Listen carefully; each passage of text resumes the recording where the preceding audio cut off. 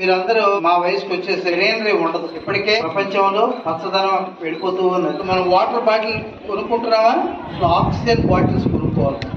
మీరు పెరిగి పెద్ద అయ్యేసరికి చెట్లు ఉండాలంటే వాళ్ళు నాటాలి. మీ తల్లిదండ్రులను కూడా అడగండి. పాపం కష్టపడి 25 లక్షలు 50 లక్షలు పెట్టి మంచి ఇల్లు కరెంటు పోయింది అనుకోండి, కూర్చోవాలి. మనం వాకిట్లో కూర్చోవాలి. ఇట్లా చెట్టు ఉంటే చెట్టు కింద కూర్చుంటారు. మేమందరం కూడా బతకడం కోసం చదువుకొని డిగ్రీ సంపాదించి ఉద్యోగం కోసం మేము మా జనరేషన్ కష్టపడితే మీరందరూ బతకడానికి కష్టపడాలి. ఎందుకంటే ప్యూర్ వాటర్ ఉండదు, ట్రాఫిక్ జామ్ ఉంటుంది, ఆక్సిజన్ లెవెల్స్ తగ్గిపోతుంటాయి. ఇలాంటి స్థితిలోకి మనం నెమ్మదిగా వెళ్ళిపోతున్నాం. మనం చెట్టు తన పండు తాను తినదు, నదులు తన నీరు తాను తాగవు.